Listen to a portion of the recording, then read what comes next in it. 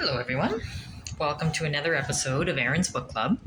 I decided to do something a little bit different here today because I'm pretty sure all of us have seen enough of my face, so to speak.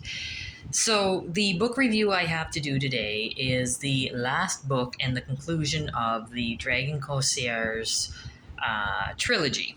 The three books is Privateer, I guess Spy Master, Privateer, and Kingmaker.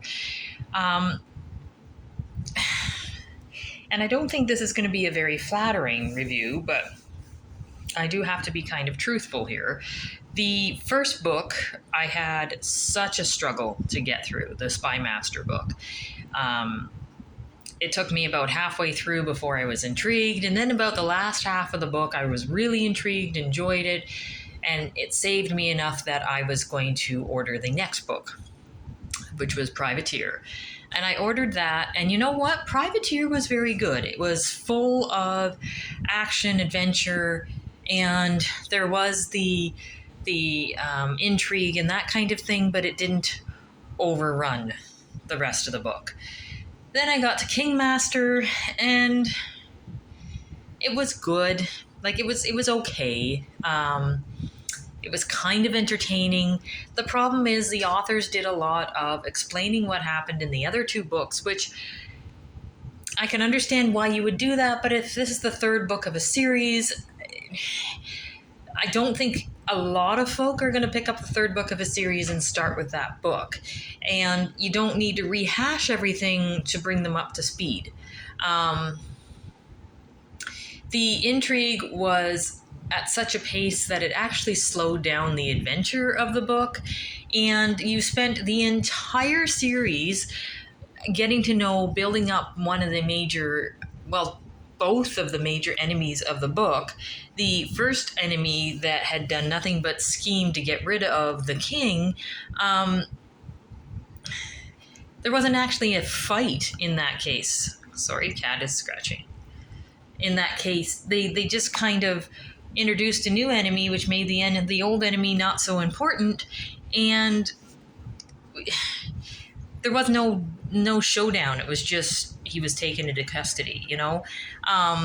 And through all of the characters that were in these wars and that kind of thing, none of the main characters or even none of the side characters were seriously enough injured to be killed, which didn't make you believe that any of the characters could die.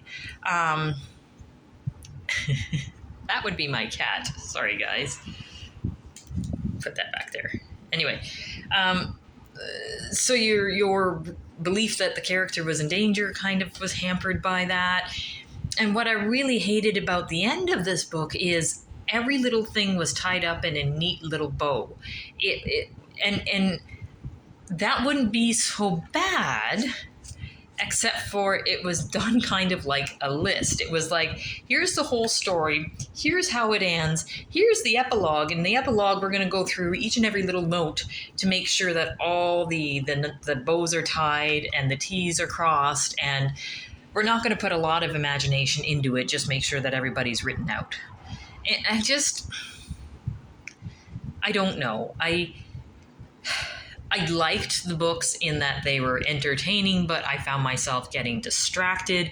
In the end, in order to finish the last book, I had to go out to the barn and sit with my horses to read them on a day that was too hot to ride or do anything with them, so I didn't have any kind of distraction. Right from the get-go, too, I don't like dragons being part of the political scene because they're dragons, you know? Like, I don't know. I liked it. I think it could have been way improved. And I honestly think the best part of all three of these books is the artwork on the covers. And I don't know if it's because it's not...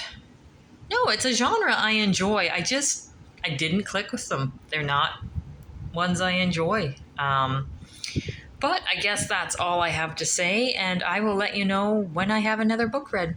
Thanks, guys.